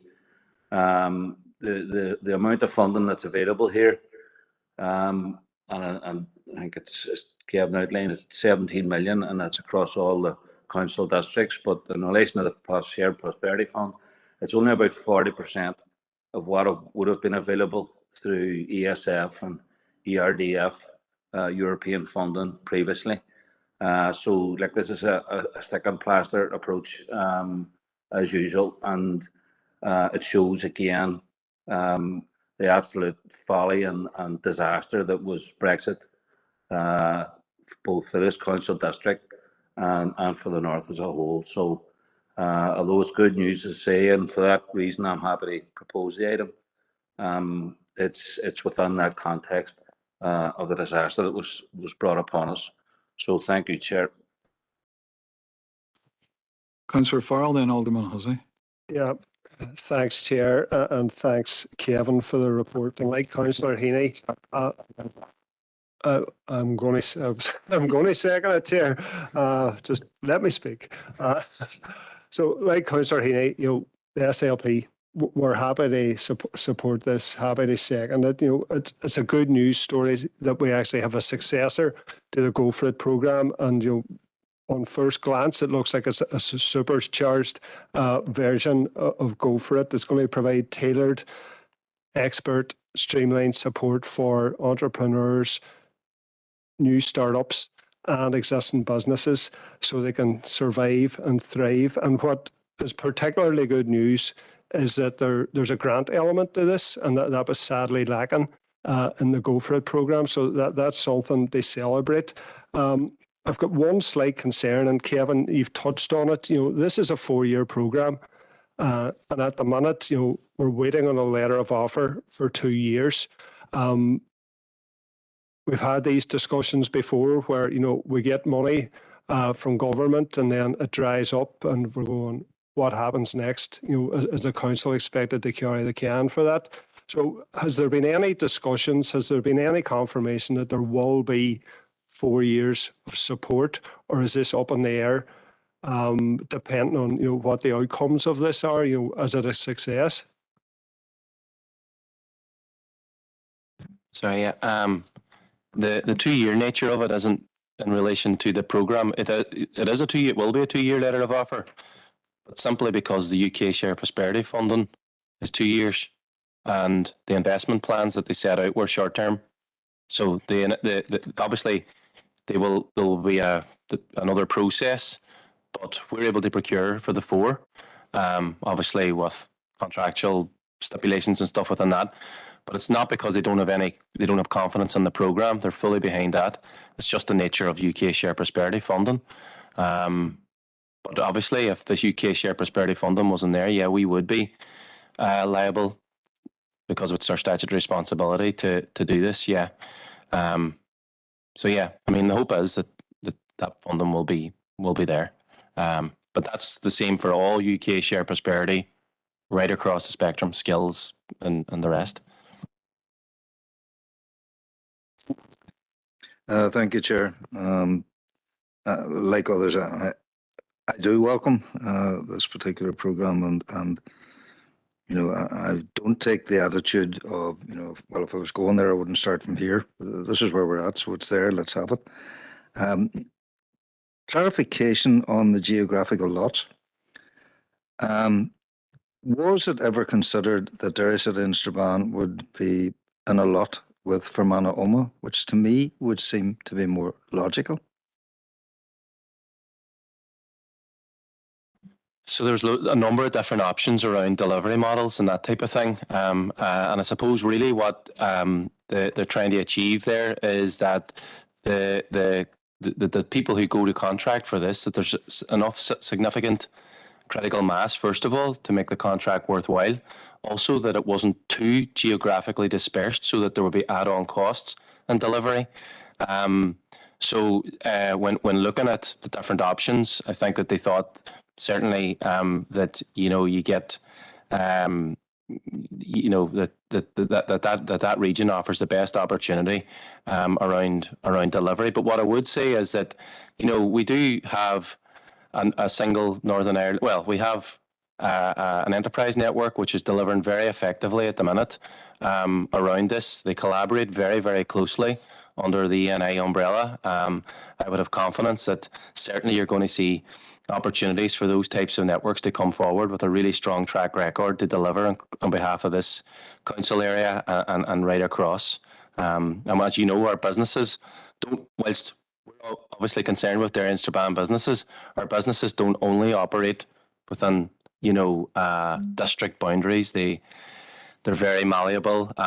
They're very entrepreneurial, and there's an opportunity here to really work right across the entire all 11 councils on delivery, and that's just one element of this program. It's broken down then into specialisms and that type of thing. So yeah, there were options looked at, and this was the best case scenario that was put forward. Thanks for that, through you, Chair. But I mean, if I look at the map, and if I look at the southern boundary, which I know quite well, and I know the paths, the business paths that exist between our two council areas.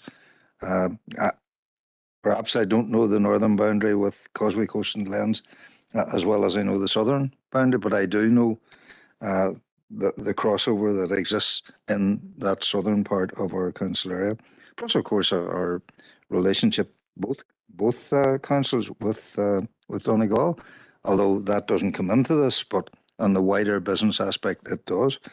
So I'm just disappointed that particular coupling together wasn't considered. One point to make: the delivery is the exact same across every council area. There is no difference in relation to the engage and foundation stages. It's only when you go on beyond that, then you get different delivery, different types of products on offer. So there's uniform delivery and a uniform program. It's just around how you deploy that. I'll be delighted to see that with whenever Belfast and Ards North Down are brought into the equation, how we fare with them. Okay, I don't see any further speakers on that. So go to item 9, Peace Plus ratification of the co-designed local community action plan. Is that Kevin again?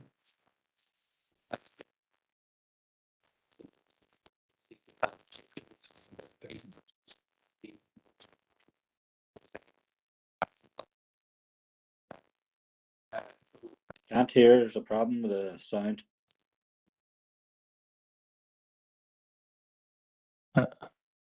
Jesus. Is it just me? Can you hear me now? Yeah. Yeah, it's better. Yeah. The purpose of this report is to seek a ratification for the Peace Plus Theme 1.1 co-designed action plan.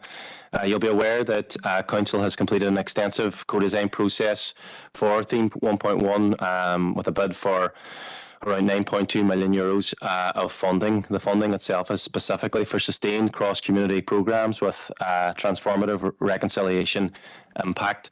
There's a range of figures that are outlined in the report. The bid includes 58 projects with geographic impact across the 8 local growth areas. That forms 50% of the bid, and then the other 50% is made up of thematic district level projects or programs. It must also fit the SUPB allocations across the 3 themes of community regeneration, transformation, thriving and peaceful communities, and building respect for cultural identity. And the percentage splits are laid out in the report itself.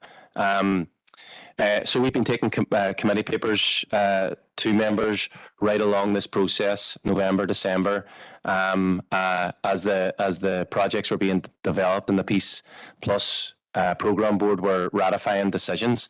And this is the final paper really in relation to the bid itself. Appendix A details the final bid content at project level and by theme that the board has now agreed to.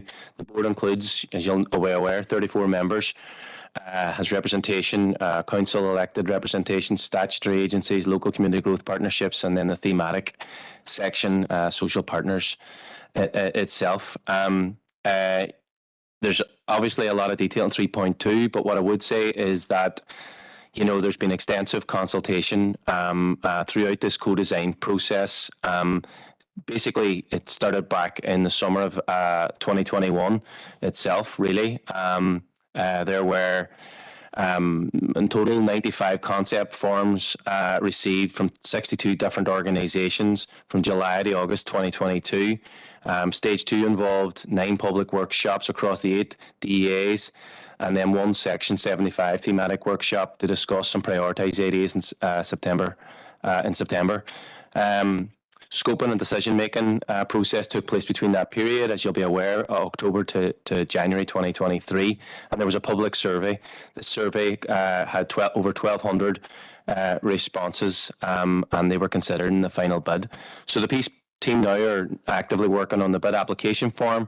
Appendices are included within the appendices in partnership with appointed consultant, Fear and Consultant. The application itself will be submitted through the SUPB system. There's extensive account has been taken for the equality, rural needs, climate change, and data protection implications itself. And I suppose from a financial perspective, the SUPB have confirmed that a lump sum of 100,000 towards cost and preparation of the bid will be unlocked from the 1st of April 2023 up until the point in which we hopefully receive a favourable decision and letter of offer. Now, no decision, the Peace Plus has not been formally announced yet. It's waiting on decision from Westminster on that. Once that happens, then we're good to go, and we're ready to hopefully get the new programme on the ground and start delivering for communities right across this district. So the recommendation is that members ratify the Theme 1.1 bid as detailed in Appendix A and already approved by the Peace Plus Board. Councillor Farr, are you happy to propose?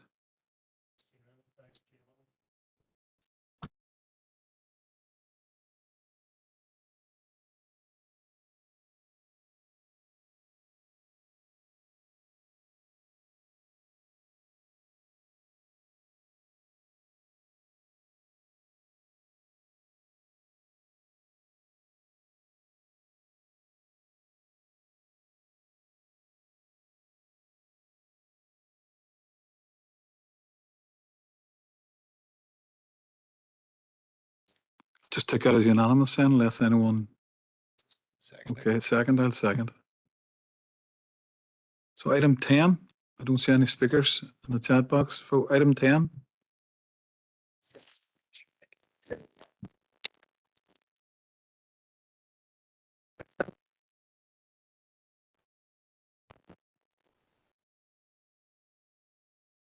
Through you, Chair, same problem with the mic.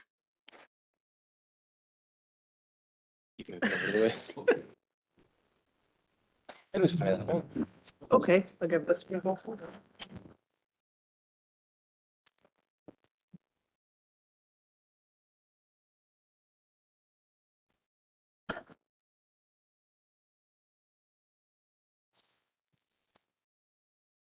Hello, how's that?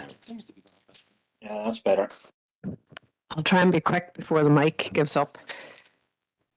So, members, the purpose of this report is to provide you with an update on the Northwest Angling Fair. That should say 2022 and to provide options for the event moving forward, clearly in this year of 2023.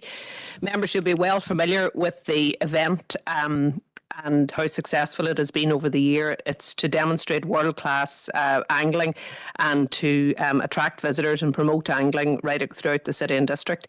In 2022, well over 3,500 visitors attended the event over 2 days, and it was an incredible success and provided the opportunity to watch internationally renowned fly dressers practice their art and champion fly casters demonstrate their skills while offering advice on techniques and tactics.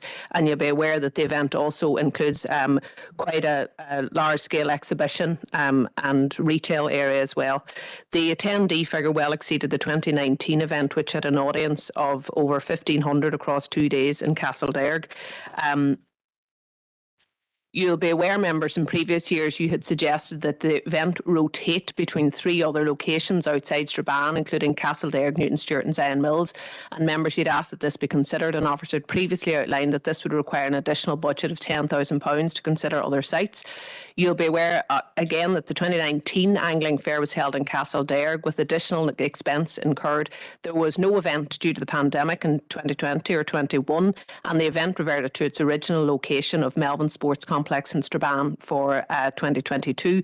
Post-event feedback was collated, and there was overwhelming agreement among participants that the location and facilities at Melbourne were better than those at high-profile events in Europe for an angling fair. And the preference by all stakeholders is for the event to remain at Melbourne for the foreseeable future.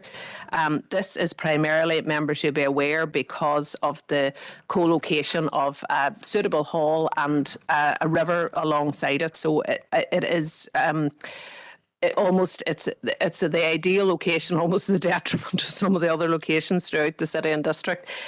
But members, you'll also be aware that in the savings confirmed in December for the council budget, it was proposed that this event be one that could be alternated each year rather than reduce the annual budget and affect the overall integrity of the event.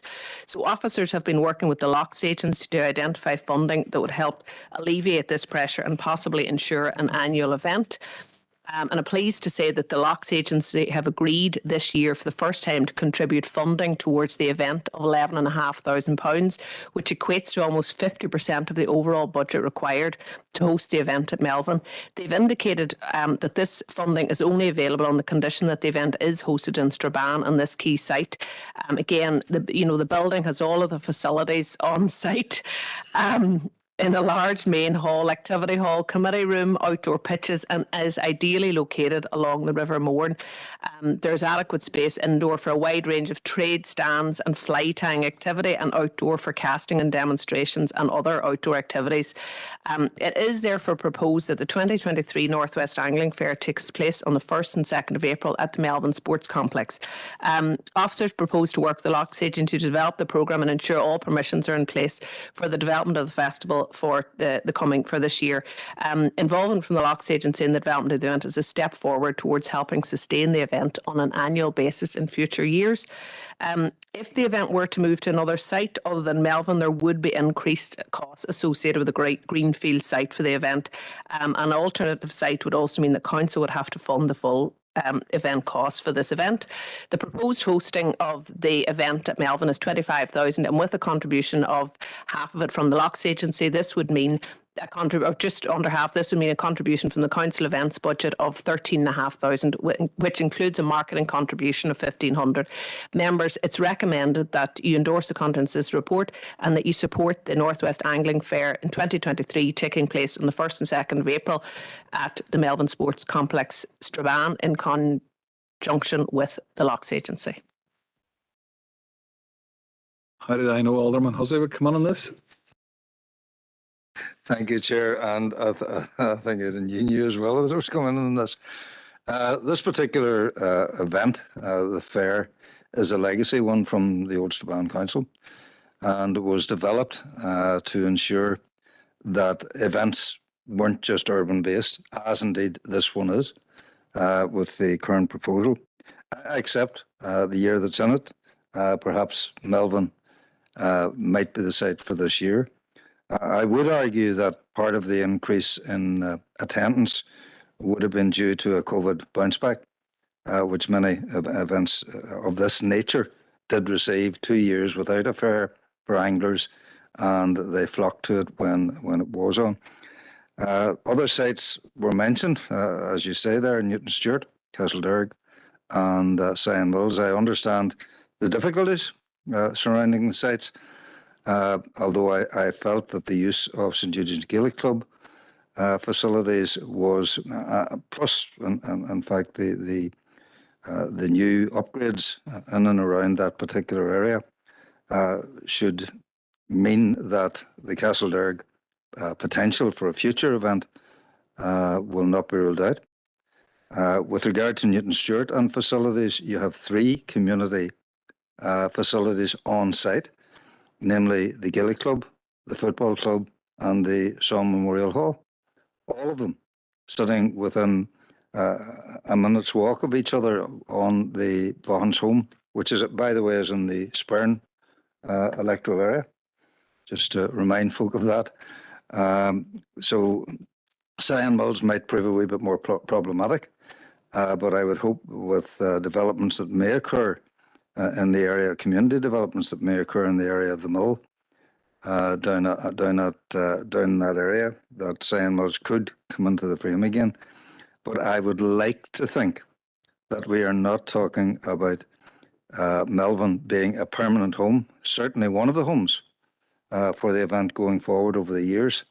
But I would like to think that we're not ruling out what was the original intention, that the Anglian Fair would rotate, particularly into the rural areas. Thank you, Chair. And Councillor McHugh here, just that Derry's getting nothing out of this by the sound of it. So it's all Tyrone again. You want to speak on this?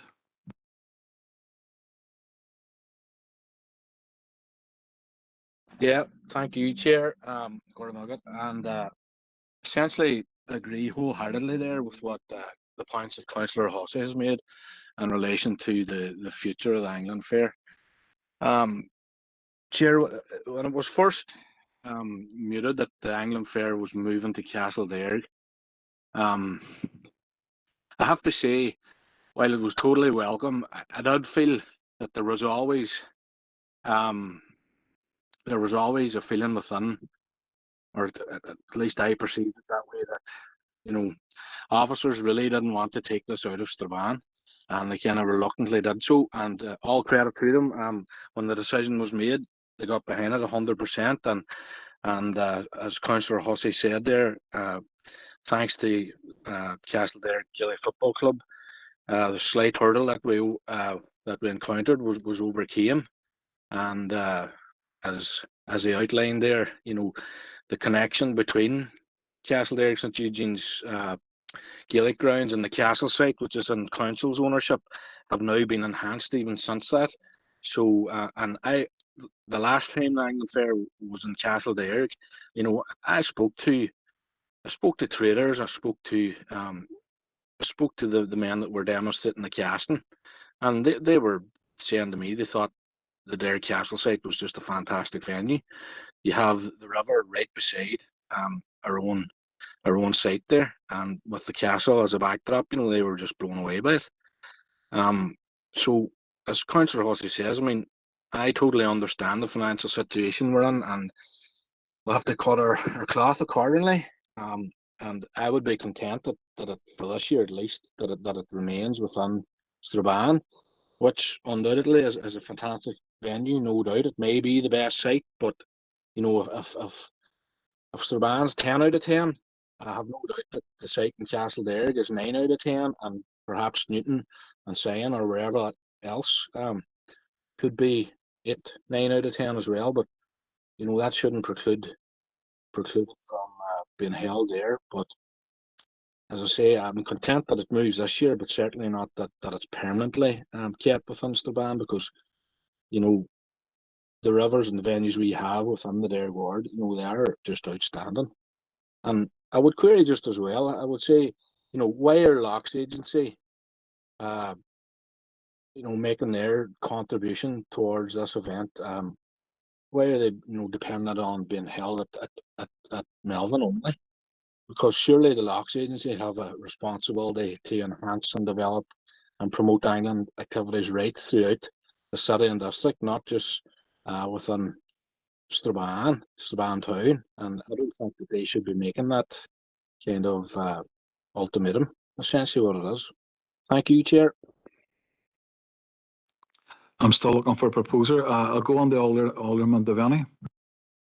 Thank you, Chair, for allowing me in, and I'm not going to keep you too long because I just agree with everything that the previous speakers has said and around it. This is a fantastic event, and look, I believe we're happy enough, and I would propose the recommendation for this year, but I would ask officers to go away and look at alternating between different venues as we hit the next year again. You know, we've heard the councillors speak very positive about it being held in other areas, and I would agree with them.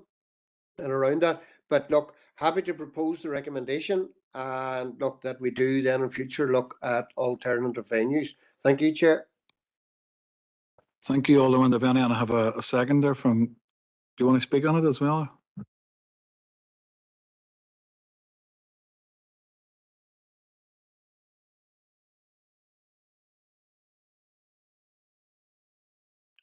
We don't hear anything, Chair. Can you hear me now? Yep. And I just, thanks again, Chair, for allowing me in, and thanks to Aileen for the report. I'm happy to second it, and I do understand Councillor or Alderman Hussey's concerns along with Councillor McHugh's, and I know Councillor Stephen Edwards also spoke to me regarding this about definitely making sure that it does alternate between Strabane and Castledare, but obviously we have to deal with a proposal in front of us this year for it to happen in Strabane, and we have to welcome the funding from the Locks Agency, and it's great to see, and hopefully this can continue for years to come, and then hopefully we can have the conversation with Locks Agency that they will keep this funding available, even if it does move the likes of Newton Stewart, Castledare, St. Mills going forward. I do have a short proposal to make, Chair, if you allow me. It's just regarding that we write the TransLink this year, that they put on a special return bus service at a reduced price on the 1st and 2nd of April for the interested residents, Castledare, Newton Stewart, Victoria Bridge and St. Mills to the England Fair to increase footfall. I've sent that on to Paula, if she can put it up on the screen.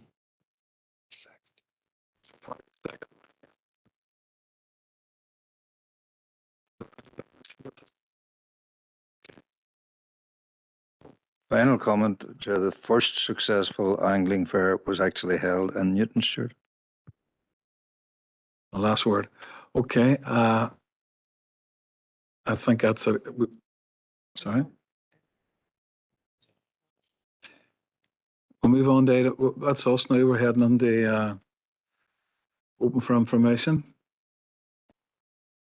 I'll take these two at a time if people don't mind.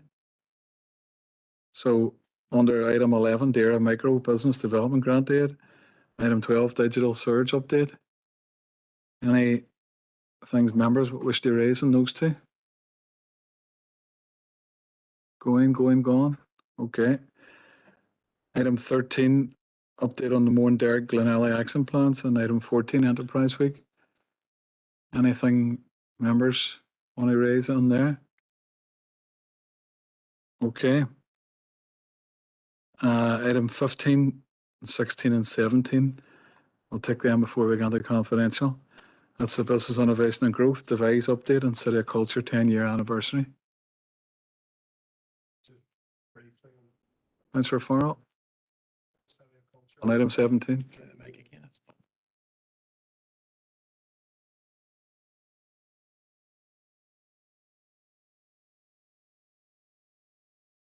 Is that any better? Yeah. So just briefly on the 10-year anniversary of the City of Culture, and I'm not going to go through the paper in detail, but I see that we have tabled a bid for 500k to DFC, and there's been no outcome to that yet. Is that because of the impasse at Stormont? Just if we can get some sort of update, because I know it had been sort of mooted and rumoured quite a while ago. As opposed, we have no minister or there's no budget for the permanent secretary to actually make a decision on it. So that was a call that the Arts Council made in conjunction with DFC, probably about last summer. We met with them last May or June, and they asked us for a proposal. We talked to them about the City of Culture 10-year anniversary, and we talked to them about a number of other things. They then took a decision with DFC. They said they had no existing funds, and DFC said they had no existing funds, but they took a decision to open a call to all councils for proposals for possible underspend that DFC might have throughout the year, which has happened in previous years, that has been allocated via the Arts Council. So they opened an open call effectively which we put the proposal for 2023 into. So they then wrote to us shortly after that that call closed in conjunction with all other councils and said, look, this has been heavily oversubscribed, but we're assessing the bids and we wait to see what underspend there might be. Now, to date, we have not, there's been no, it seems there's been no available underspend. As far as we understand, none of those proposals have been funded, and so it was always on the basis of there being underspend within the department, which there doesn't seem to be. Okay, happy enough, Councillor Farrell? Okay, Alderman Hussey?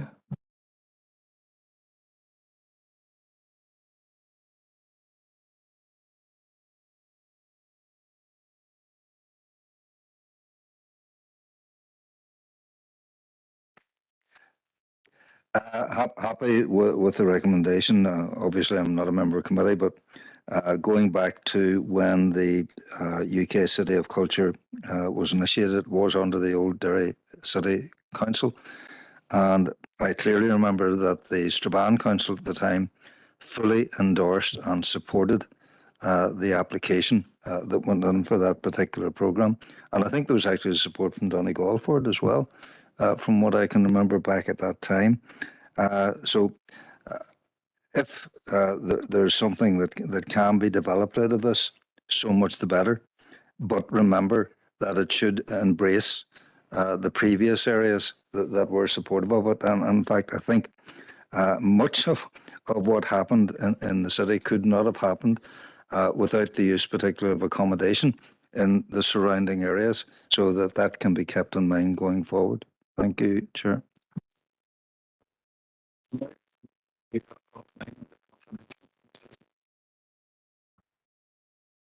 Propose.